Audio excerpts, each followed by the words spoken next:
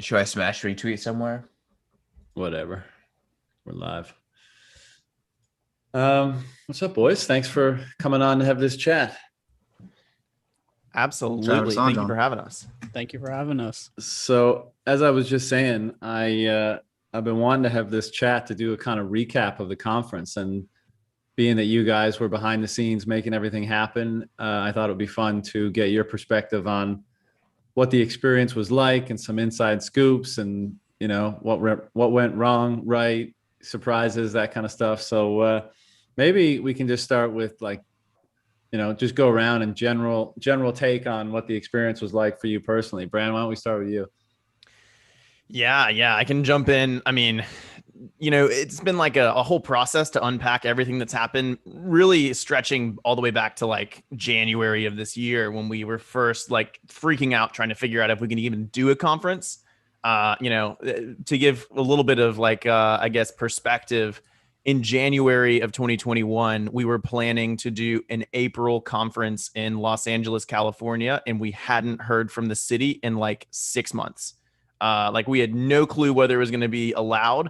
We had no clue whether we were going to, like have a whole bunch of people show up there. And then the day of the conference, have someone from the city just be like, oh, you guys can't do this, and like just totally kick us out. And so, we got really close, and it became like this moment where it was like, all right, either they hit us up and are like, this is a green light, or we got to find somewhere else in the world that will actually give us a green light. And it was like concurrent to that, you started seeing Miami, allow freedom to exist basically in like this one pocket of the world. And so we literally did what everyone else did. And we tweeted, we DM'd Mayor Suarez and we were like, can we do this? And he was like, yeah, let's do it. And he was like, work with us, make sure that like, we can make it happen as like safely and as best as possible. But like 100% we want to do this and we're on board. So it was like, wow, such a weight lifted off of us. And then as soon as we made that announcement, boom, like the entire conference just started rolling. I mean, it was like instant momentum. Tons of people were thrilled about the move to Miami. And like, then all of a sudden, like the pressure came on. It was like, holy cow, like this thing's happening now 100%. There's a lot of momentum. Like people are excited. We better freaking deliver on this thing and make it, as good as we think it can be. And so, that was the next few months. And I'm just rambling here, but like, it was like a very weird thing to kind of reflect on in terms of like, we were all just kind of making it up as we go along and like rolling with the punches and like finding a venue on the fly. And like, there were so many moments where, our audience was hitting us up being like, give us an answer. Like, where's the venue? Tell us the venue. And we were like in the background being like, where's the venue? Tell us, like, we don't know. And so, yeah, no, it was a crazy process. It was so much fun. But yeah, it was a total learning experience for everyone. And tons of more fun stories like that. Man, fuck, did Miami ever work out perfectly though? Yeah. It couldn't have been a better place. I have a little bit more color to add to that. So I'm in SF right now, and I was the only person in California at the time in the room. Everyone was in Nashville for our quarterly all hands. Bitcoin Magazine had been rolling for a few months really well. Folks like Nick and Dillon had been really chipping in to turn the magazine around. And yet we're sitting here kind of in the depths of COVID. They're like Miami is starting to emerge as like a place of freedom. The South is kind of emerging as a place of freedom. California was not that whatsoever. So the majority of the team is in Nashville. The majority of the team that's putting on the conference kind of like was not aware of how dire things were in California at the time.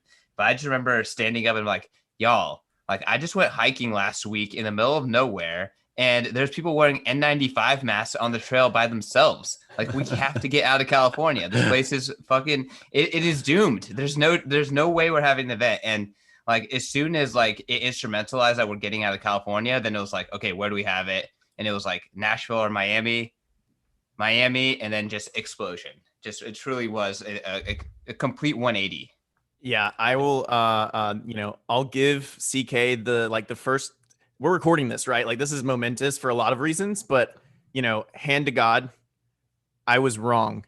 I thought that LA would come through. I thought California wouldn't be idiots. I thought they would all work out. And I was the one who was like, we got to do it in LA. Like we were already planning on it. And CK was like, yeah, dude, it's not going to happen. And he was right. And I was wrong. And that's do you think it'll be in Miami again because how successful it was, or is this kind of a rolling show now? It's a really great question. And it's the number one thing we're talking about right now internally. And we're weighing two things. It's no secret that we had some lines at the conference, and we couldn't fit everyone in the main stage of the venue.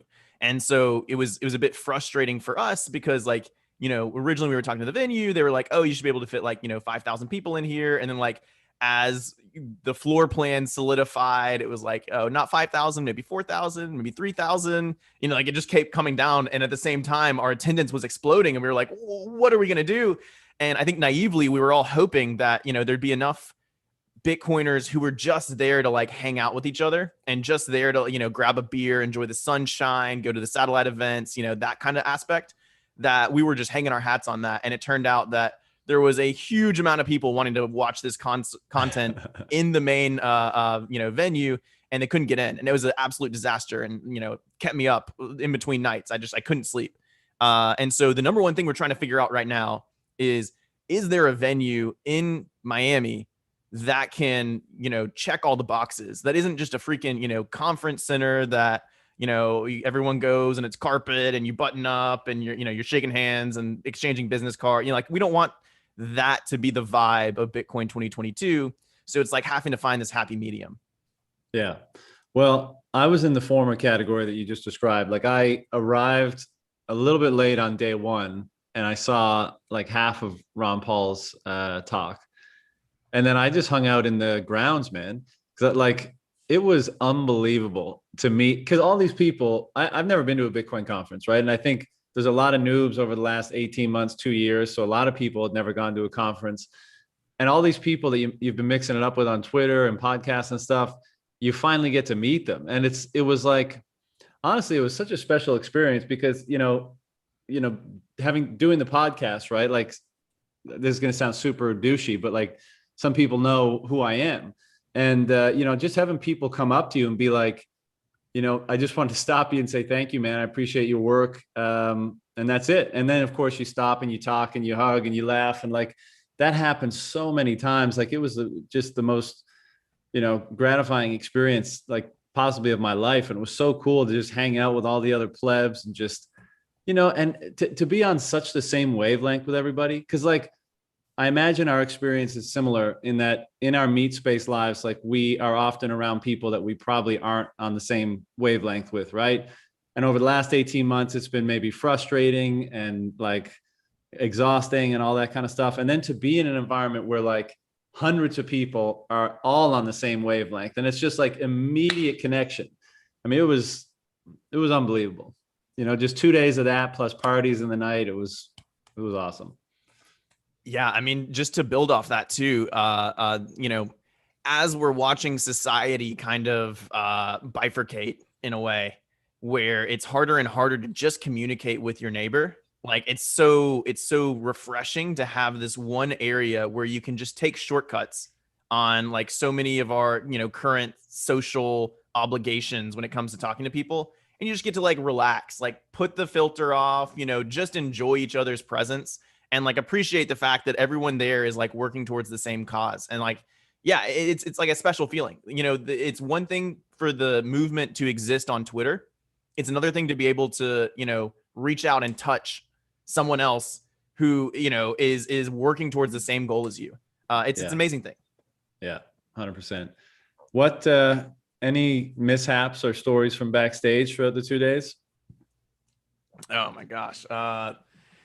Well, let's see. Which one do you want to talk about? Yeah, I was gonna say this should have been the Brand show because Brand is the one who was running it. We were just kind of on the outside. Me, Dillon. Well, man, just let it rip, man. Well, so okay, well, let's clarify for one thing though. I was one of the co-organizers of the conference. I spent the entire time backstage freezing my butt off. I had a jacket on because it was so cold back there. Yeah. And so I saw nothing. I didn't walk around outside. I didn't, I shot the basketball once at the basketball court, but I have no clue what actually happened at this conference except for what I could hear out of a little speaker of, that main stage kind of content. man, probably the most famous at this point kind of mishap. I guess there's really two. One would be Floyd Mayweather showing up in a Ethereum Max shirt and like getting ready to just jump up on stage. And, you know, we literally told him, we were like, you can't go up on stage in that. And he threw a fit. Like, he wasn't happy about it. You know, surprisingly, if you challenge Floyd Mayweather, he's like, you know, he's a little combative. And so, you know, we had to go back and forth. Pat from our team like ran to the store and like got a Bitcoin magazine shirt and was going to like throw it to him. And he like saw it. He's like, nah. And like, you know, just absolutely tossed it to the side. And then like, he looked at one of his bouncers and was like, give me your shirt. And he took that shirt and put it on and went up on stage and then proceeded to just absolutely, you know, are we allowed to cuss on this? Oh yeah. Totally just shit the bed. I mean, holy cow. Like, that was the most embarrassing thing. I was crumpled on the ground backstage being like, what is happening? The backstory is that he pitched us that he wanted to come to the conference and announce that he was going to take his winnings from the fight on Sunday in Bitcoin. And we were like, hell yeah. Like, we would 100% want to provide a platform for you to be able to, you know, like, announce that. And if you actually go back and listen, you know, it was so pre-planned to the point that the moderator, who did a great job, like teed it up. And like one of the last questions she had was, you know, you see a lot of athletes taking their bonuses in Bitcoin. That's quite a trend. Do you have any comments on that? And then he like goes off and he's like, do whatever you want. Like, I don't even remember exactly what he said. Like, all of it's a blur, but so that was just an absolute train wreck. Lesson learned, you know, Floyd's not coming back to jump up on stage again. I don't think he quite has what it takes. I thought he ended up wearing that Ethereum Max shirt. Why did I see that? Did he wear it afterwards or something? He was either afterwards or directly beforehand. He got interviewed by like Fox or something like that. It may have been right beforehand. And so like he hadn't changed the shirt yet. And like in the interview with Fox, he was like wearing the Ethereum Max shirt. And we were like, dude, we were so frustrated with that, man. You know, if next time I see Floyd, you know, I'll beat him up. Just you wait. But yeah, so that was, you know, mishap number one. Probably the other famous mishap was the Doge, you know, dude jumping up on stage thing, which honestly was horrifying for a lot of reasons, mainly because like, you know, I don't know what like happened with our security that he was able to just get through there. Like, we had security watching the stage and somehow he just like walked straight through and got up on stage, which is pretty wild. And then, you know, shout out to Ryan Calder. If you're watching, he was the Chad, the muscle man who just scooped him up and took him off stage. He wasn't even security. He was just like, you know, someone who was alert and like on it and just did it. And so major shout out, major kudos to him because, you know, that was very cringe. That was embarrassing security. Yeah, totally. But it was also like, if I was up there on stage, it would have been frightening. Like, you don't know what kind of psychos are out there. And he seemed like a psycho, you know, like I know he was like pumping Doge or whatever, but he was like screaming and act like, did you know, like, did you know any more information about that dude? Or was he just some like guy that wanted 15 minutes of fame yelling about Doge? He posted a TikTok like before someone found his TikTok account, and it was just like a recording of him looking at the screen. It was like, what if I went to the Bitcoin conference in Miami dressed in a suit? I went up on stage, ripped it off, and screamed Dogecoin to the moon, and then got arrested. And then I guess all of his TikTok fans were like, go do it. And he did it. Yeah, it's definitely like horrifying. Let me tell you, our security for the stage is going to be 5x what it was before, so that we don't get any of that, you know, bullshit happening again. But yeah, no, it was like very alarming that he had no trouble doing that. I would say, you know, we had other security instances where the security team did a really good job. So, you know, shout out to them broadly, but that was just like a crazy, you know, snafu. It was also pretty crazy when I think her name's Laura Loomer. She ran up when Jack Dorsey was on stage. I'm not saying I disagree with her, but I'm just saying she was up there for a little while before, you know, anything happened. Was she on the stage or was she down on the floor? She was like she wasn't on the stage, but like she was right standing up against it. Yeah, right. She got very close, and you know, I think security was eventually going to get there, but Peter McCormick was the first one there. So like he you know, calmed her down and you know, was a superhero in that moment. So right. I was sitting front row and I was looking at Tyler. Well, you guys should have done something then. Come on, Nick. Sitting in saying I the staff disagree with seat, her. not doing I was anything. just- Come I was on. just gonna sit back and let her do her thing, you know? Yeah, that's fair. I mean, she didn't get up on stage. She was just yelling from the audience. So Yeah. Yeah. Did you guys see? One cool thing was when Tony Hawk was there, he was just in the back, like before he went on stage, he was just skateboarding around and he was doing that one trick. I don't know what it's called, but it's like half the board was tilted up and he's just like rolling around the back. It was Like- just pretty cool to just be back there. yeah, it was really adorable actually. Like he was getting out his pre-stage jitters by skateboarding. And I Yeah. was like, that is the most Tony Hawk thing I've ever heard in my entire life. Like, he's got thousands of adoring fans out there, like just excited to hear him talk. And he's like nervous. And so Is that what he said? You could tell. Like Right. he was like, he was like, he had the board. He was waiting on the side. Who was talking at that time? I guess that was the, I think it was the picturing hyper Bitcoinization panel. Maybe? no, I think it was the Preston Pish macro landscape Oh yeah, it was panel. on the second day. Yeah. And so like he was waiting for it to end and he was like super nervous and he like kept fidgeting with the board and like looking up, checking the time, like making when was he going to get on. And like eventually he just like looked around and he just took the skateboard and went. And it was. He was super cool. I had a quick chat with him. He was just super chill, down to earth, super nice guy. Did you guys hear Calacanis talking about the Bitcoin conference and, kind of deriding it for being Bitcoin only and kind of how dare they, notify participants and Dillon. speakers that it's Bitcoin only, that kind of thing. Did you see that? Yeah, that was I don't know, it's pretty beta. I don't really know. It's just like, I think like is that show 3 Billionaires? I know it's Chamath and Jason is I don't know the other I don't man, think but, Jason's a billionaire, but Four of Yeah. them. Okay. It's Chamath, Jason, David Sachs, who's definitely a Bitcoiner, and David Friedberg. But yeah, and they just were butthurt that you weren't allowed to talk about other stuff at the Bitcoin conference.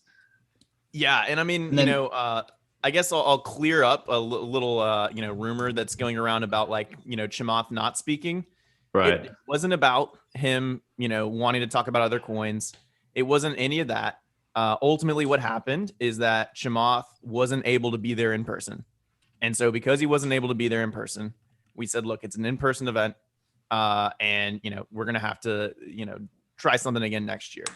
We're not anti-Chamath. We think, he's a cool guy. He's done wonders for the space. He's like, take a little detour maybe through the token forest and, that happens, but we think eventually he'll be back. He'll kind of get his feet under him. He'll understand a little bit better about what's going on in the Broad space. sweeping he needs to denounce BitClout and stop being such a bitch, or else get out of here. Yeah. He may take a Same little with bit longer Jason. to circle back Jason, around. keep underestimating Bitcoin. Jason just is keep doing basically it. a Bitcoin hater at this point. I know he holds 7 figures or whatever, but you listen to him talk about it and it's like he hates on it. Yeah, and Bitcoin toxicity is going to be the downfall of Bitcoin. That's his opinion. well, and like the thing that's funny to me is like, we got hit by the community for not being like Bitcoin maxi enough. And then at Right. the same time, we get hit by, Jason for being toxic. And it's like, man, we can't have a single win here. We're going to get strikes against us from both sides. But, that's how you're doing things right, is when everyone's ultimately get upset with you for something, right? That's how Yeah. you know that you're walking a new line. Was it hard to get all, like, because the speaker lineup was ridiculous. Was it hard to get people, or was everyone down to come and participate?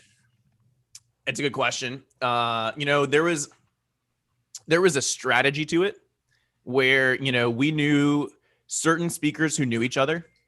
And it was like, if we can get this person who we're closer with, we know that we can, leverage that person to get this person, kind of thing. Right. And then once we had sort of, a core group of speakers, it became simple to come out and like, ask speakers to come. I mean, it was like, we like hit that tipping point, and we had more people were upset with us for not reaching out and asking them to speak than people we reached out to ask to speak and weren't able to speak. Like it was so incredible. And like the excitement from, just the community, like I said, was just so palpable. We ended up having, I think, somewhere around 2,500 inbound speaker requests on our contact forum. What? Yeah, it was insane. So, you know, in a lot of like those, legit though, or are those like shitcoiners and stuff? I mean, it was tons of Everything. shitcoiners, tons Right. of you know, blockchainers, tons of you know, just speakers. You know, we just speak, and we'd like to speak at your conference, kind of things. Like, I mean, we ran the gambit, but like 2,500 potential people asking to speak at the conference that you had to sift through, and it's just like, you know, Wow. that's on top of the outreach that we did as well. So it was crazy. I guess once you get like Jack and Lummis and Sailor, you can pretty much get anyone in the space at that point. Yeah, I mean, that was kind of what happened. And, you know, it still came with trouble. And, you know, the earlier we asked, the more hesitant people were, just because, you know, we were trying to push this in-person event, and there were plenty of people who were like, that ain't happening. And so, you know, it took sort of the realization, you know, it really was like a lot of things coming together. It was speakers agreeing. It was, you know, the Twitter kind of taking off. It was tickets being sold. It was excitement about the event broadly. It was Surfer Jim, you know, losing his gasket on us a few times. That, you know, like it was really annoying, and like we had to work through it. But at the same time, the amount of people who learned about our conference through kind of that crazy blow up, it was. I mean, it's not What, the blow up with Chamath? Yeah, it's non-zero. I mean, you know, it's like the classic Trumpian no, all publicity is good publicity kind of thing. Right. Like it ended up, you know, it's not how I would prefer for us to, you know, be known, but it gave us a bigger platform, and that many more people kind of learned about us. And did you guys have someone help you pull off like all the related events, like the dinners and the after parties and all that shit? Like, did you outsource that to event companies to host and shit?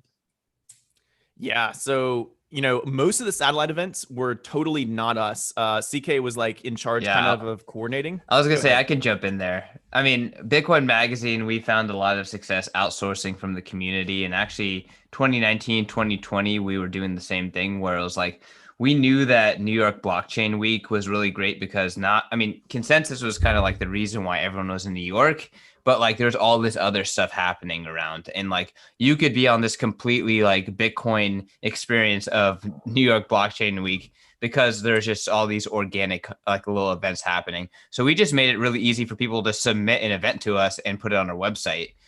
So yeah, there is a lot of times like these satellite events show us where the opportunity is next year. So like for 2019, we didn't have an after party. We didn't have like a executive day the day before, that kind of stuff. And other people filled in those gaps for us. We saw that, okay, we can bring that in-house. That's a good idea. We definitely saw a lot more great ideas like kind of happening this past event. And hopefully for 2022, you know, we're trying to bring out a full week of Bitcoining brought to you by Bitcoin Magazine. And, you know, we're going to continue to facilitate like all the side events and try to capture that stuff on the site. But we're just going to be planning more stuff too. Sick.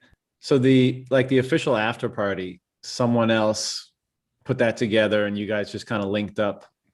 So specifically Whale Night and the after party, those were still our events. Like we still ran them. Now we had like event, you know, producer companies we were working with, but like they were still kind of under our purview. But then everything else that happened basically, besides, you know, after party, Whale Night, and then our event, that was all crowdsourced. That was all community driven.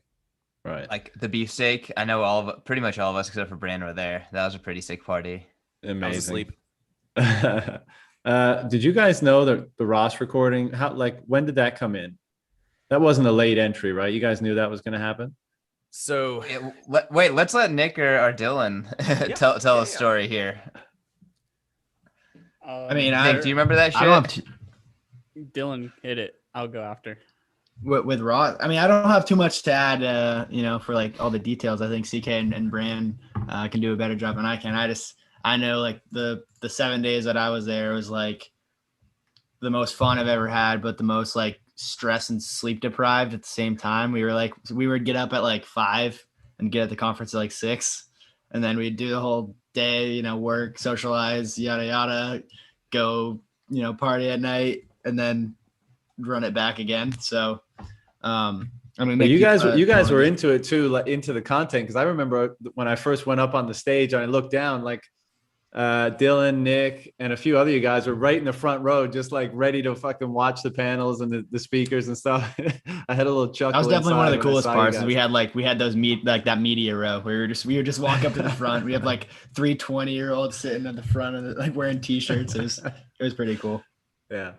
I thought I had a pretty unique experience at the conference, like tying into that. Like we had the whole first row just blocked off, reserved for Bitcoin Magazine. And, you know, me, Dillon, Tyler, and Casey, we were there for like all the huge big speakers. Like some of the speakers, like Floyd Mayweather, like we couldn't give a shit to go to. But like we were working hard there. Like we weren't just sitting there watching, like we were live tweeting throughout it. We were writing articles about what they were talking about, etc. But it was really cool to be able to like just sit there and listen to like some of these people talk and like kind of, you know, be able to like pick their brain on their thoughts on things. But like running the social media and the Twitter, like I got the freedom to, since I could just sign in from my phone, like I got the freedom to like roam around the place, take pictures, like meet different people. I got to see, you know, the art gallery. I got to see, you know, the video game place. I got to see, you know, all the booths. I got to go outside, the Swan Dome, the Open Source Dome, Whale Night, the Stacking Sats stage, like the basketball court. I thought one of the coolest places was like the place all the way in the back. It was just like The Wynwood Marketplace. the Wynwood Marketplace. It was just super chill. It had an ice cream spot and like a burger and a taco spot next to it. You could literally just go there. There were fans everywhere. So if you were too hot, you could just sit there, have fans blow on you, and just like chill and talk Bitcoin the whole time. I remember like months leading up to the event, like I'm one of like the only actual like Bitcoin Magazine like content team people here in the office. Nick, And everyone put else, that mic closer to your face, will you? and everyone go. else is just like, you know, the conference team. And it was a pretty crazy experience watching like how a conference is organized and run and like what goes on behind the scenes. Like I'm not going to say too much because I don't know what I can and can't say, but like it was a pretty like You're under NDA. You say Yeah. anything wrong, you're off the podcast.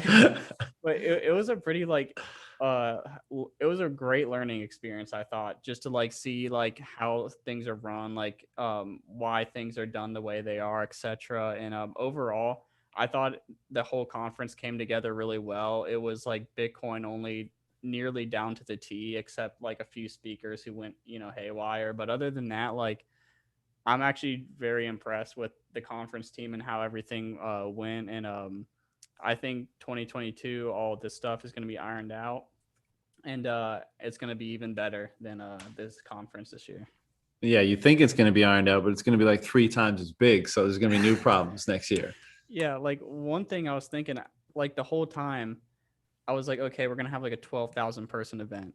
And I kept thinking that for weeks and months. And then the night before we flew out to Miami, I was like, holy shit, we're going to have a 12,000 person event. Like, there's going to be a ton of people there. And it kind of hit me all last second, and it gave me a little bit of anxiety, but it was awesome. Yeah. Did you? Well, Go ahead. I can just add to that, you know, especially as we got like closer to the event and we went, you know, let's say from 8,000 attendees to 10,000 to 12,000.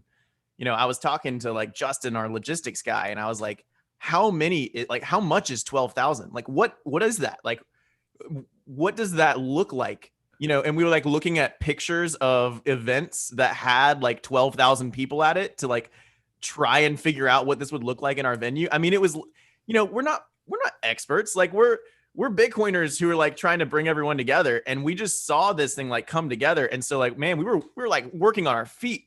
But it was wild to be like, how many bathrooms do we need? The answer is more. How many, you know, security do we need? The answer is more. How many like food trucks do we like, you know, if we have 3 hours for food trucks and they're doing 1 person per 30 seconds, like how many people need to go? Like how many food trucks do you need in order to serve 12,000 people? The answer is more. Like it's like, it's crazy to just like kind of do some of this basic math and figure out like how wildly scaled up the event became like very quickly. I mean, it was really cool, but it was also like very daunting.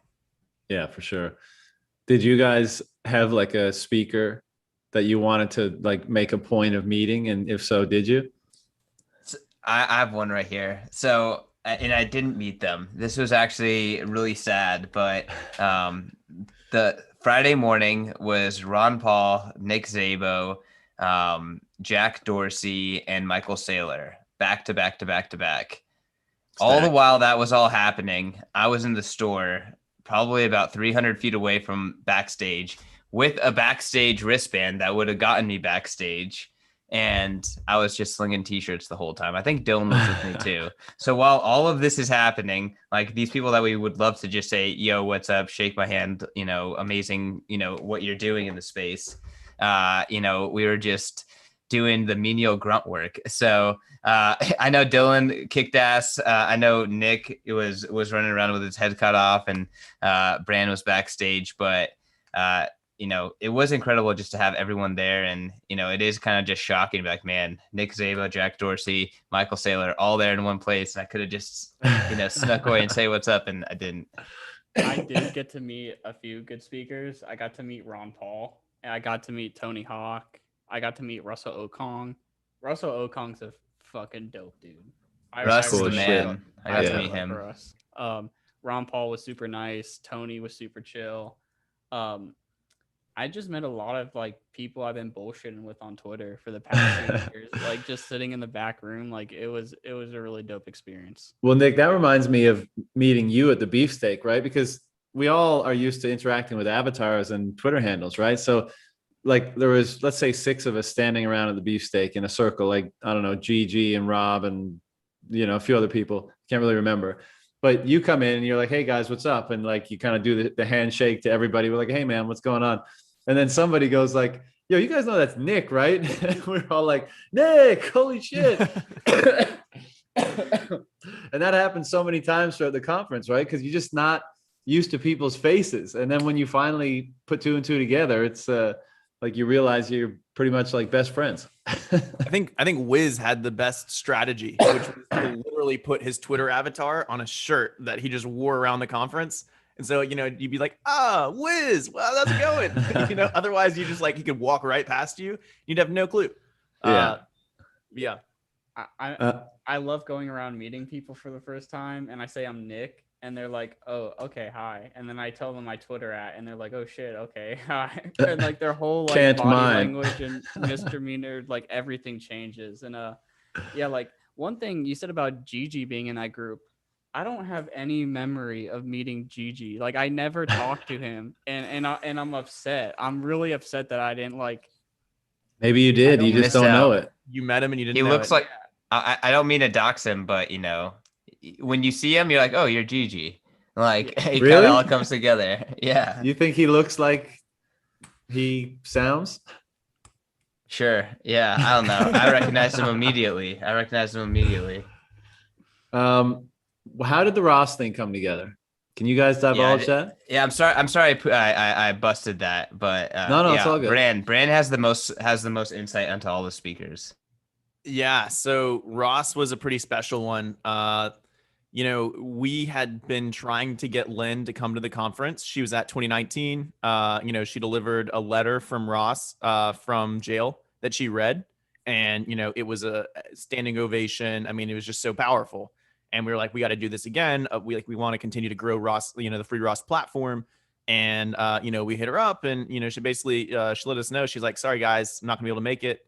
I got a family thing, but let me see if, I can get an introduction to the lawyer and maybe you guys can do like an interview with him beforehand. And we're like, wait, like Ross can like talk and do an interview, like a phone interview with us.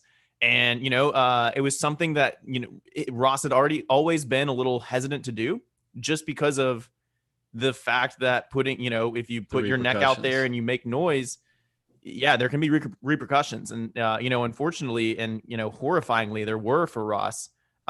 Fortunately, he's out of the shoe. Like I can't tell you the amount of tears that I cried backstage when I found out he was in there. I mean, I found out in the middle of the Doge thing, which is why I didn't have any clue that was going on or do anything about it, because like I was literally out back sobbing. And so, I come back in and, their thing is wrapping up, Aaron and Steve Lee. And I talked to some of the people who are in the Free Ross team. They're like, yeah, so I don't know what you want to do here. And the day before, we had played Ross's interview with Bitcoin Magazine. And, unfortunately, just partially because of how small our team was, we didn't hustle quick enough to get that added into the agenda at the very end. And so no one really knew about it. And it was only there for people who had stayed to the end of the day that they got to hear Ross, be interviewed. And it was a recorded interview. But so, the next day, like it was towards the end of the conference, we knew we had the giant Jack Mallers thing that we, was going to cap off this thing literally in like an hour. And we had just a couple of more segments to go. And, I talked to the Ross team and they were like, look, I think that, you guys got to message this and ask people to keep them, in your thoughts and prayers. And, I was like, why don't we just play the thing again? We got a full crowd out there. This is a much bigger platform. And, they like kind of huddled together and because, the last thing we want to do is to get them, Ross into more trouble by playing it again, and, they came back and they were like, look, I think it's going to be hard to get him in more trouble at this point. He's already in the shoe. I think we just go for it. I know Ross would want you to kind of play it again. And so then I was like, totally like in shambles. I was like, all right. And then, I kind of let the AV team know that we were going to play it again. And like, I let Nick actually was moderating the next panel. Let the next panel. Fortunately, it was, Bitcoin toxicity. So it was like, a whole bunch of people who would definitely understand delaying a little bit for Ross. And yeah, we threw it back in there and, it was very powerful. I think, I was really proud to be able to kind of allow Ross to, talk. And yeah, it was really special, I think. I didn't realize that you guys did it again on day 2. Yeah, it was right there towards the end. Right before Nick's panel, then we were able to just play it again. And it was a full. When was it recorded? That's a good question. So this is also part of the drama of all of it is that we were planning on getting it like somewhere around 3 weeks before. And, Peter from our team was waiting kind of just for a random call from prison that literally opens up exactly how it opens up on the phone, like on the recording, which is like, you have a direct call from Arizona State Prison. And it's just like, this most chilling like thing. And you answer it and like, there's Ross on the other end. Right. And so we were waiting and waiting and waiting. We didn't hear from him. And then, his team tells us that basically like there was a lockdown in the prison. Like there was a fight and everyone was locked down. No one was allowed to get out of their cell. And we were just waiting for the lockdown to lift. And it was freaking like a week plus. And not only that, and I know, I'm sorry, I'm rambling so much. I didn't mean to like take over this stream, but not only that, but beforehand, we were going to hope to try and do a live interview at the conference with Ross. And that was our main plan. And then the prison let us know that they didn't allow any live recording or any live interviews with Ross or with anyone from the prison because of COVID, because it was a phone that he had to touch and other people touched that phone. And it could be a COVID spreading issue. And so he's not allowed to talk to the media. And so, yeah, I mean, like talk about an absolute. Holy shit. Yeah. So, that's, sorry, I'm getting myself worked up, but like, that's how all of this kind of happened was, we were first hoping to do kind of a live interview with, Bitcoin Magazine at the event. And then we quickly had to like change it into a recorded message from Ross. That we had to kind of find some workarounds in order to do it, but it was pretty crazy. So he hadn't done, because when I didn't think he could do that before, and I think that's what most people's assumptions were, but he had just avoided it himself because he didn't want, like I guess wanted to avoid the repercussions. Is that he could have always he could have recorded messages before? So I don't know about that. He got permission. So like he wasn't doing this outside of their knowledge, which is even more insidious and why they punished him anyways, because they said, yes, you can do this. And they made it as hard as possible. Truly. Like we were planning this for upwards of a month and we ended up recording it the day before the conference. Legit. Like one of our interns who was supposed to go out to a steak dinner with us did not go out to the steak dinner. Same with Peter Chihuahua because they were there editing it the day before it went. So, I mean, it was grit to make it happen. And then like, obviously grit from Ross to just take it. right? Like solitary confinement nonstop. Is that so? Soon as you guys showed it on day one, at the end of day one, that day or the next day, he was put in solitary. Yeah, exactly.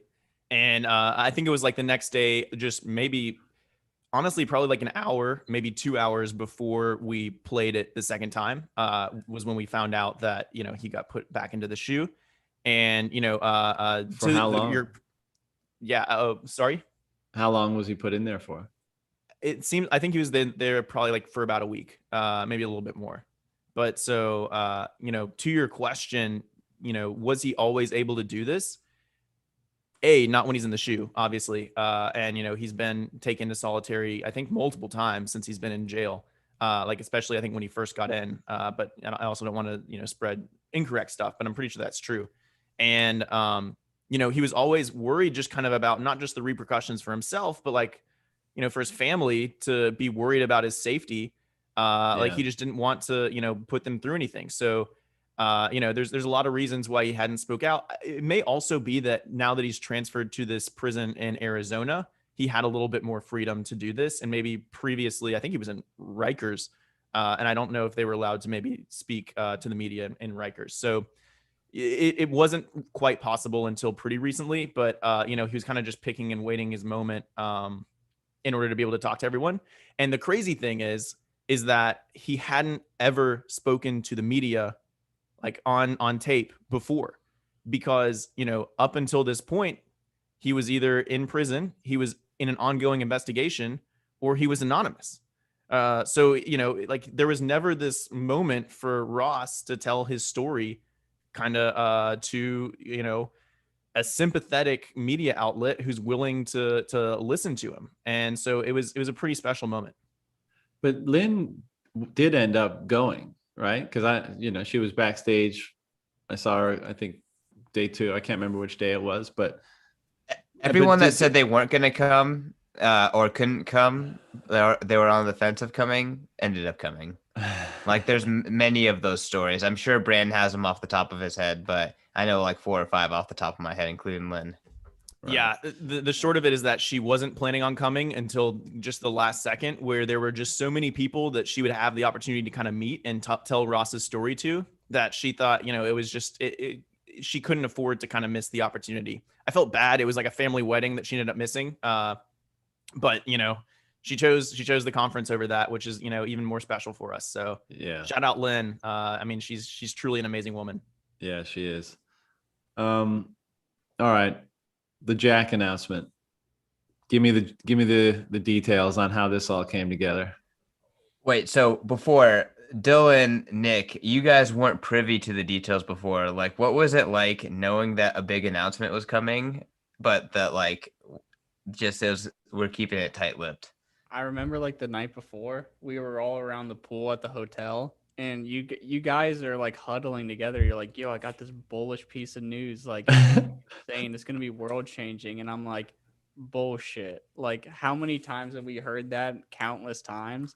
And like, you're like telling me like, no, it's going to be crazy. Like, it's going to get mainstream news. Like, everyone's going to be covering it. And I'm like, yeah, you know, what could it be? And I massively underestimated it, but I did guess it. Do you remember? No. Well, I think that, you know, there was like, it was guessable for sure. But like no one, like it's just like an entire level. It's like a step function up in terms of Bitcoin's legitimacy. So it was like, it was totally possible to guess, and yet absolutely impossible to guess. I know. I just remember I said, what's it about? Give me some details. And you said Jack Mallers and Strike. And I was like, it has to do something, maybe possibly with like a third world country involving Bitcoin in some way. But but did you guess legal tender? Because I think a lot of people are thinking Bitcoin on the balance sheet of El Salvador, like government or whatever. Yeah, that's what I was thinking. I was not thinking legal tender at all, but it was pretty crazy. I just remember when he was on stage, I was in the back, I was watching it on the TV. And I was right next to you, actually. Now that it was me, you, and Russ, right? It was you, me, Russ, and like a bunch of other people. Couple other, yeah. Legendary. And when he announced, yo, Russ, he was supposed to not be there. He was supposed to not be there. Oh, really? There's a lot of people who are supposed to not be there. I just remember when the president announced that it was going to be legal tender, he just went crazy. It was awesome. Dude, that is That was such legendary. a- My Nick, how I kind of remember it is like same with kind of Nick. We were pulling up to the pool, and Brandon and David Bailey, the CEO, they were just like they were cheesing ear to ear grins. I'm like, all right. I'm like, what's up, guys? Like first time seeing them. I'm like, and they're like, whispering, like, chatting back and forth. I'm like trying to mind my own business, but also like, what's up? And Brandon goes, one of those things that all the Bitcoiners talk about happening. Yeah, it's happening. And I'm like, dude, just fucking tell me. And he's like, nope. And so I mean, I was pumped, but I didn't have any idea. Obviously Jack's like whole speech, just like unhinged, super raw, like emotional, like that I will remember that environment for the rest of my life. Like that was like super chilling. And then like midway through the video playing with the president, the whole crowd just erupts and you can't even hear what's being said. Like so powerful. Like that was my favorite part of the weekend by far. Yeah. But it only came together last minute too, didn't it? The announcement. Yeah, like literally the day of. So I forgot his name, but one of the dudes from Strike was texting me on my phone. He was like, tweet this out, like get ready for the big announcement. Like he sent me over a tweet copy and stuff. And I was reading it and I was like, you're not telling me what the announcement is. And I don't want to tweet this if I don't know. Cause he's like, oh, like you better be there. It's going to be huge, blah, blah, blah. And I was like, fuck it. I'll send the tweet and I'm just hoping it's going to be huge. And it lived up to my expectation. Yeah, we got a call from Jack and his team on, I think it was maybe Monday or Tuesday of the day before the conference. Like Will Day was Thursday, so like this is Monday, Tuesday, right? And literally all we get a text the night before, and it's like we need 15 minutes of speaking time, and I was like, literally. I can't tell you how many times I've heard someone tell me for this conference, I only need 5 minutes. I only need 10 minutes. And I keep having to tell everyone, it's like, we literally don't have the space. And then he was like, listen, we need 15 minutes. I promise you, we have to do this. And so I was like, all right, well, let's jump on the phone and talk about this because we really don't have the space. And so then we jump on the phone the next morning and they just basically, we had to sign NDAs with them. We had to make sure everything was teed up. We weren't going to leak this out. And to be clear, we weren't going to leak it out, not because of, a lawsuit or anything like that, but because Jack Mallers was putting his neck out for the entire Bitcoin ecosystem. I mean, if you think about, for a moment, the fact that the IMF is involved with this announcement, the fact that, the US dollar is being challenged in a country, and this all happened. Jack was rightfully a little bit nervous about all of this. And so when he was telling us, don't tell anyone, it wasn't like, oh, you can't tell anyone. It was like, please don't tell anyone until this happens so that we can make this happen. And I can escape and go away and be, out of there. And so, that was kind of the sentiment. And we were all like, okay, clearly this is, going to be a big announcement. They finally tell us, what it is. And then we were like, fuck, we gotta find the 15 minutes now. And so, fortunately we did. And Tim Dillon was flexible, and the Winklevoss twins and Jake Paul, they were all flexible to, postpone a little bit. And it all just came together, but it's pretty crazy how that works. Dude, what a amazing cherry on the top of the conference to put that in right at the end. Yeah. I mean, it made the conference to some degree, not to take away from all the hard work we did. I'd love to say that me slinging t-shirts for a whole day made the conference, but damn, that was just the vibes were already high, and that was just it was incredible. Wow. Yeah. I mean, yeah, I couldn't imagine how different the conference would be had that not happened. It was just an absolutely pivotal moment for all of Bitcoin. And we were just lucky that, we had the platform at the right time for them to be able to share it. So, obviously shout out to Jack and Xander and the whole Strike team. They made this happen, and we were just able to, give them the spotlight.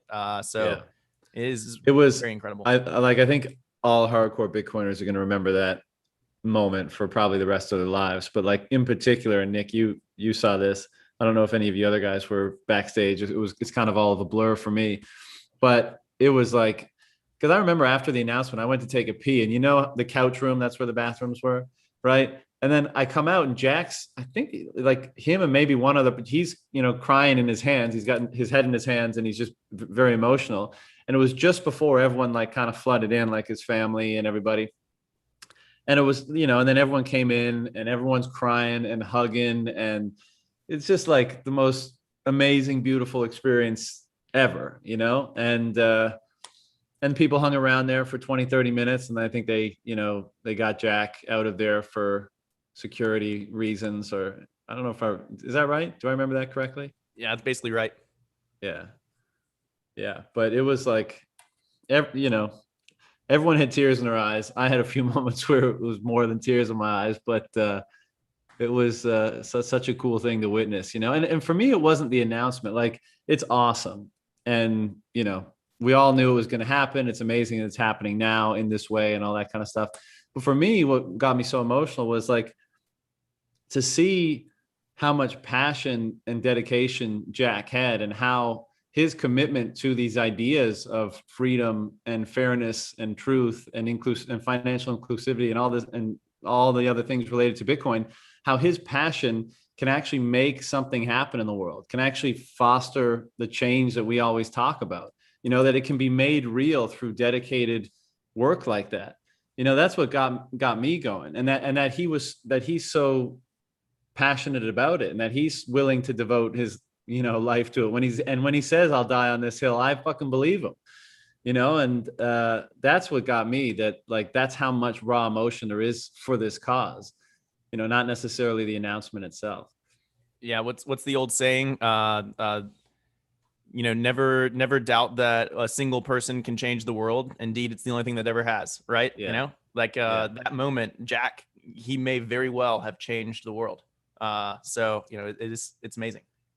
I've watched that video back on YouTube like at least 10 to 15 times over. Like it's awesome. Like that's someone who I aspire to be. Like, you know what I mean? Like that's inspired me to like want to do more and like actually create like something of real world value that like helps people, like, and not just sit around and just do nothing. Like that's it's dope shit to see.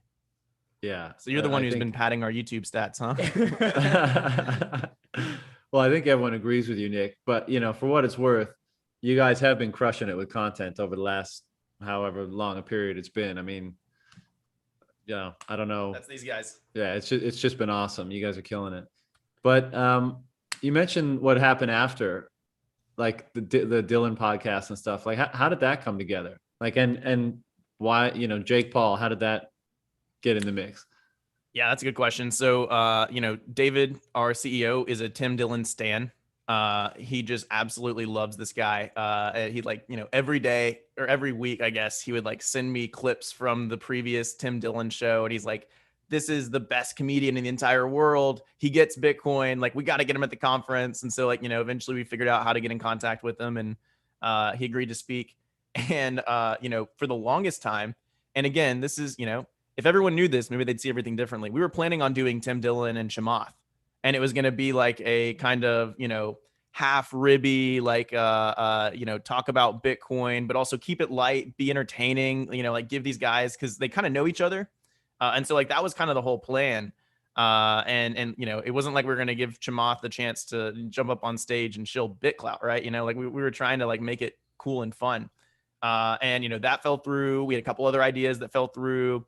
And so we were like, we were trying to figure out what's the right kind of content for him. And like, obviously we want him to kind of end the event on a high note before we knew what kind of a high note we were talking about.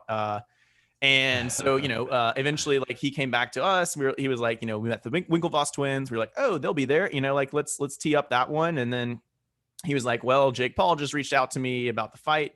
We were like, we need to make sure that Jake is, definitely not going to be slinging anything else up there. And he was like, I already talked to him. He's on board. It's Bitcoin only. Like, he knows. We're like, okay. And so like, Tim's folks really made that happen, Tim and Ben. So shout out to them. But yeah, I mean, I didn't get to hear much content from the entire conference. I did take a lap during that because like it was the first time I got out from behind backstage. It was like the last thing. I didn't have to do anything else.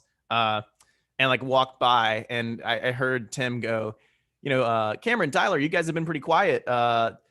Probably because you guys are CEOs and you got to be careful about what you say and you don't want to, misrepresent the company. So can you tell me your thoughts on Israel Palestine?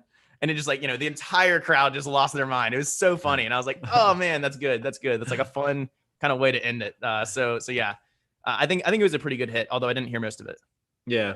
I talked to Jake for like 10 minutes backstage, and I know he's brash and kind of crazy and that kind of stuff, but I kind of like his shtick.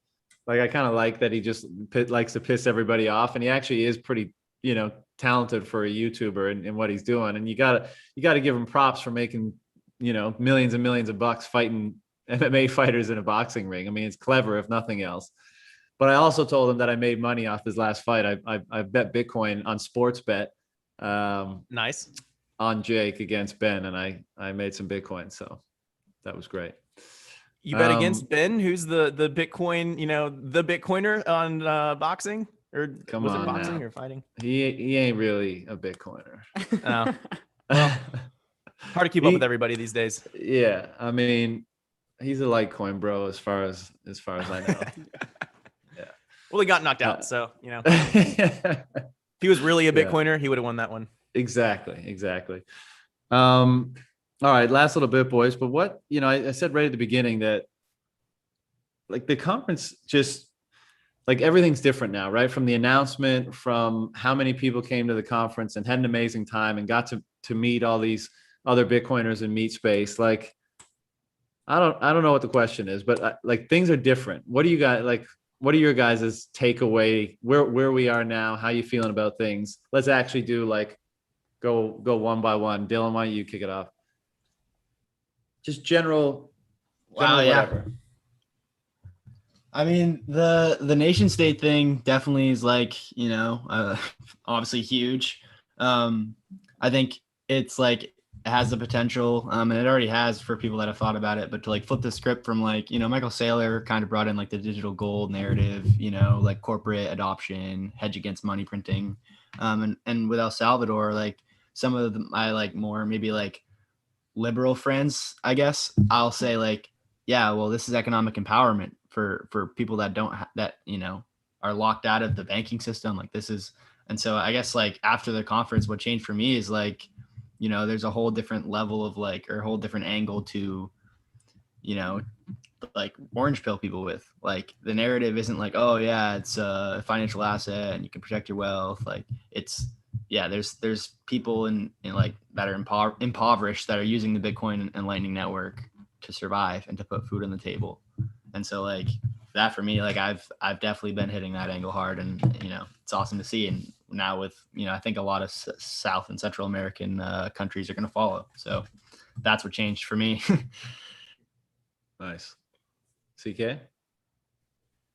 So Ansel Lindner, longtime Bitcoiner, he went to the conference. He also, we host a podcast together called FedWatch. And during the conference, we're planning, it was like Friday night. We had missed each other the first day. So we're like, hey, we got to meet in person. Like, this guy was on top of my list of people I wanted to meet in person because we've been working together for so long. Wait, and you guys then I have met never him met and he in was person? like, man, yeah, I never met in person. Wow, that's wild. Yeah. He's taller than I thought. He's about as tall as John. Big man. I got that a lot at the conference. You were as tall as I thought you were, but Ansel was taller than I thought. But regardless, like he was like, dude, this conference, Bitcoin's gone mainstream. Like this is the first time I fully like, cemented that, like that it like we've gone mainstream. And then 5 hours later, the El Salvador announcement drops, which is like just that next level. And on top of that, for me, like I'd always been saying Bitcoin's going to go a lot faster than people expect. And I thought that nation states were happening before 2025. So it just like, for me, it was just like, wow, I was at least directionally correct on that. Like, I really don't think Bitcoin is going to take a long time. Like, network effects on top of network effects, the iPhone was invented in 2008. Look where we are right now. Like Bitcoin's gonna change borders by 2025. At first, I was saying it's gonna change borders by 2030. It's gonna change borders by the next halving. Like it's that big of a deal. What do you mean by change borders? Like countries are gonna change. Borders are going to change. Geopolitics will forever be different because of Bitcoin, and it will start like shaping the earth by the next halving. Giddy up. Nick? Ever since the El Salvador announcement, like it's just been like kind of overwhelming with how much like support for Bitcoin has come from Central and South America. I mean, like every day there's a new politician, laser eyes on Twitter. Some of them are being toxic. Like there's this one dude in Colombia. He's if you look up his @ Peter Schiff, it's just him commenting, trolling under Peter Schiff, telling him to shut up and short it if he really believes like Bitcoin's bad. And he's like, show receipts or we're not going to take you seriously. And like he was trolling. Elon Musk responded to one of our tweets yesterday, and he was under there trolling Elon Musk. Like that set a standard for like Bitcoin toxicity. And this dude's an advisor to the president of Colombia. Like, that's now the standard, and I won't accept anything less from any politician. It has to be laser eyes and Bitcoin toxicity from here on out in every other country. And it's just insane to see, like, I mean, like shortly after the El Salvador announcement, some dude from Paraguay tweeted out that he's afraid that Paraguay is going to fall behind if they don't adopt Bitcoin. So they need to get started with the adoption process. And like we were saying earlier, like the world's changed. Like it's completely, different now in our eyes, at least from, June 2nd before the conference started. And also like, and then like in my own personal life, like it was pretty dope to like get on stage and speak at the conference in front of 4,000 people or something like that. And like however many online, like that was a life experience that like I'll never forget, and like I'm really glad I did it. Like it was pretty dope to do that, and I'm thankful for the opportunity that I did get to do that. Yeah, for sure. Yeah, the laser eyes by all the Latin American politicians was a real, like, that happened so fast. It was like the next day they started popping up. And I think, it's like the 4-minute mile thing, right? Like someone does it and then everyone just clues in and be like, oh, you can do that? Like we can just have dual legal tender and benefit from, having Bitcoin, plugging into Bitcoin as a nation or as an economy. Like, why don't we do that? Like we don't owe the fucking US overlords anything, particularly in Latin America where they've been fucking around for the last 100 years. Like, why not? If little tiny El Salvador can do it. So it's going to be super interesting to see how fast this snowball, rolls ahead. Is there a hope for Canada? No, we'll be like dead last. God, we're just so that sad. Place is running it in the wrong direction. It's brutal. That's how I feel about the sovereign individual forecasted that. Sorry, Nick. Sovereign individual forecasted that so well. Like just nation state resistance, developed nation state resistance to decentralization. Totally. One of the things I found interesting was how fast they moved to get the bill in Congress and then, vote on it and make it legal tender. And then doing a Twitter Spaces the night that they were voting on it, and we're all hanging out listening to the president. Yeah. I mean, how crazy is that? And then like yesterday or earlier this week, the US were like, we got to delay this decision on the Vanguard Bitcoin ETF. Like we don't know just yet. Like they take so long to do shit. And then, countries in Central and South America are like, they're rampant with this. Like they want to get shit done. And it's really cool to see. Yeah. Yeah. And they have far less to like hold on to or protect. In many cases, things aren't super great, and they've been at the behest of the U.S. for a long time. And I think a lot of them see it as like not only a way to benefit their country and their citizens, but like a bit of a middle finger too. It's like, we're happy to go our own way with this. Brian? So here, a thought that came into my head is like, okay, so El Salvador, they were a smaller country.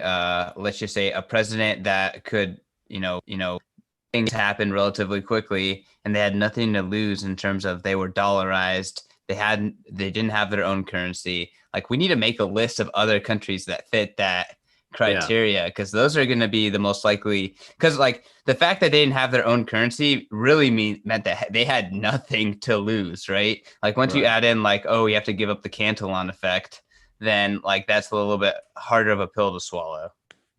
Yeah, totally. I mean, if you don't have discretion over monetary policy anyways, like might as well. But it will be interesting to see, like I can see places even that do have their own currency just do dual legal tender and just to see how it pans out, and like maybe they'll try to play it to their benefit, or who knows. But that would be interesting, like to list the dollarized economies with small populations, extremely popular president or ruling party. What do you guys think of the Article 7 that's been getting a bunch of press over the last few days? It's kind of hypocrisy that people are so like especially like the economists or people that like have been kind of Bitcoin haters, and they're like, oh, now they're coercing people to use Bitcoin. It's like, well, where were you on every legal tender law before that? People are being coerced into paying taxes with the US dollar, and now they have the option to do it with another that's why it's money, right? Because you have to pay taxes in it. Now Bitcoin it's like it's the worst thing in the world, and legal tender law should be abolished because of Bitcoin in El Salvador. It's like, give me a break. I mean, I think that I would hope that there's not like if someone doesn't want to accept Bitcoin for whatever reason, then I would hope there's not like violence or any sort of action against them. But ultimately, like, this is a great move, and to hate on the wording of a law is like, I don't know. Why do you think they included it? Because like that's what nation states do. That's what nation states do. Like, it's a nation state adopting money. Nation states impose the money. The thing is, with people are like, I was really disappointed to get Jerry Brito's take, which was really weak. It was definitely a straw man. He was like, oh, Bitcoin's ethos is never to be imposed upon. It should be permissionless. Look, it was permissionless for El Salvador to impose it on its people. That's where Bitcoin meets the stack. Okay. Like, people are getting kind of confused where Bitcoin actually meets the decision here. Like, it was permissionless for El Salvador to say, we're making Bitcoin our national currency. And then it's a freaking totalitarian country. They're going to do what they do. Like, I don't understand why people are so like naive to how the world works here. But do you think it should not be there, Article 7? Like, because like on its face, it's like, yeah, well, sure, people shouldn't be coerced to use a certain type of money, like in an ideal world. But I'm wondering if they're playing some 4D chess here. If there's some other implications of having that in there that impacts other things that we're not considering. I don't know if anyone's playing 4D chess, but I would say that, yeah, my base case is that all politicians are just nearsighted, whatever they are. Idiots or smart. I don't know. But honestly, I think. View. Okay, so, go for it. So, I always view kind of like the Bitcoin Twitter to be like a bit of an immune system for Bitcoin. And part of what that means is that, the way the immune system works is like, if you have a foreign body enter, but it signals the right things, your immune system will accept it without attacking it. And I feel like, Bukele, that whole thing is a foreign body that came in signaling the right things, but may ultimately be something that is worthy of, the immune system attacking in the future. And, personally, like, I think that the, legal tender, like, all of this is great, but like, that doesn't mean that he himself is like what we should be, as Bitcoiners hoping that the world looks like, right? Like the El Salvadorian government has its own issues. It's different, right? So like, I don't think that we need to, by cheering on the fact that, El Salvador has accepted Bitcoin as a legal tender, is going to hold it on its balance sheet, all that kind of stuff. That doesn't mean necessarily that we also have to all say, and El Salvador as a government and as, a proper nation is Bitcoin. Like, they're not Bitcoin. They are their own iteration of their own thing that ultimately we will see has incompatibilities with Bitcoin. And either, I think what will end up happening is Bitcoin will change that. And, El Salvador will have to, quote unquote, bend the knee to, the values and some of the, underlying necessary sort of properties of Bitcoin. And yeah, so that's my take. I think that ultimately we'll probably cancel Bukele within a couple months. I agree with that take that, everyone ultimately bends the knee to Bitcoin. But what do you think is the benefit to the government of that particular article? I want to add, I'll answer that question. Let me add one more thing because I've thought this through a little bit. I think Bukele and Michael Saylor are very similar.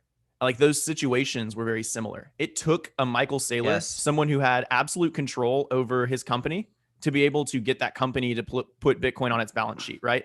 Like he had to have control over the board, like a unique vision, kind of be his own person, be willing to take risks, and have some sort of safety that he doesn't think he's going to get crazy backlash on the back end of doing this, unique decision.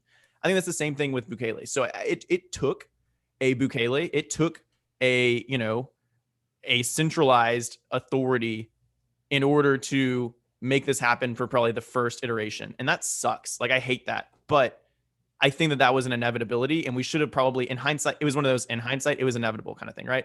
Going back to the, the forcing companies to accept Bitcoin, I think it's a weak argument, although I appreciate it, that if you don't require companies that are able to accept Bitcoin, you can create a dichotomous economy where you have those who have access to the banking system that use, USD or cash or whatever else. And then you have those who all they have is a cell phone.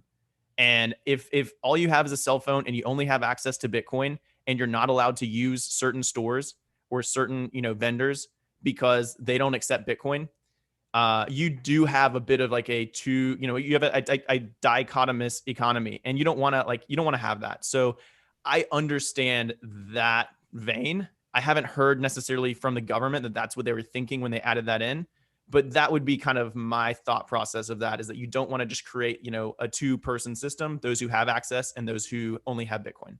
Yeah. Well, it's obviously a measure to incentivize the use of Bitcoin, right? Like, because as you said, like if you didn't have that, then yeah, you're kind of disincentivizing the use of it in certain ways. So John, all I would say is like one of the potential backfires of that is the 90-day time period is tight. It's hard to do anything in 90 days. We have an organization of 35 people, and to get us to like change gears, sure. Yeah. Like that takes like 35 days, So like I feel like there's a lot of things set for like, let's just call it El Salvador to stumble into Bitcoin adoption and have some missteps. And then I think the critics might look at that in a really critical way. I don't know. Maybe that's the downside. Honestly, I don't think there's 40 chests here. I think it's, Jack Mallers and a politician or a group of politicians designing something. They're going to politician. They're going to do what politicians do. They're going to force stuff down people's throats. Like nothing about them is really changing fundamentally so far, so like there's no reason to expect an incompetent totalitarian government to not be an incompetent totalitarian government. Well, the other thing is like the other reason why it's weird that people are surprised by it. It's like governments are tasked with doing what they think is best for their people, right? Not having a laissez-faire, do whatever you want attitude on everything. Like no country in the world has that, right? So you could say like, well, if they believe that accelerating the adoption of Bitcoin is what's in the best interest of their people, then taking this approach makes sense. It's not the quote unquote freest way to do things, but if they perceive their role to be doing what's in the best interest of their people, I know that's like a idealistic sort of view, but you could explain it in that way to a certain degree. You can justify every government action with doing it for the best of their people easily. So yeah. All right, Bran. Auschwitz was for the best of our people too. Oh, fuck you. Bran, give me your final thoughts on the conference and where we are now. the final thought of, how did things change? Like, has Bitcoin changed after it? Is that Yeah, kind of the just question? how you feeling after the conference and where we are and kind of what's running through your head right now. I would say that I think that Bitcoin is now officially a movement, and I think that movement is unstoppable. I think that like what Miami proved in the very end of COVID, when no one else was sure that you could get together and hang out, we had people coming internationally for a purpose, and that purpose is hyper Bitcoinization. And that's been our entire company's goal, is to create hyper Bitcoinization manifested in the world and do everything we can to help it along, right? And so I think that that's such a clear signal in a chaotic world where there is no other purpose. There's no movement. There's no underlying ideology that's consistent. There's no signal out there. It's all just chaos and noise. And then you have Bitcoin, and everyone showed up, and we were all pointed in the same fucking direction. And that is just categorically unstoppable. And so, what I see is that this is like the launching point for Bitcoin, the movement, to overtake the entire world. And the incentives are strong. The signal is strong. We're, I think, past the point of no return in terms of countries, dealing with Bitcoin. And some have already flipped the game theory in favor of Bitcoin before anyone could stop it. And so, like, it's just inevitable. Bitcoin is inevitable. And if you don't understand that yet, HFSP. It's going to be a tough century for you. Yeah, man. A final thought is we were talking about this at one of the after events, but it's like 12 months ago, would you have predicted Sailor hadn't come out until like, what was it, August last year, right? Yeah. So like 12 months ago, would you have predicted that a public company would go all in, not just like dip their toe in, and that a country would adopt it as legal tender and all the rest of like just those two things, forget all the other news? No, you probably wouldn't have guessed it, right? So when we're having this conversation after the conference next year, 12 months from now, I mean, imagine some of the crazy shit that could happen in the next 12 months. I mean, we could be talking about several countries having adopted Bitcoin. And I mean, things are moving so fast. You really can't predict. I mean, 12 months is an eternity in Bitcoin. Yeah, I think the conversation is probably going to be around where's everybody moving? Like, you have all these options. You have different upside in the different countries that are now Bitcoin centric and Bitcoin focused.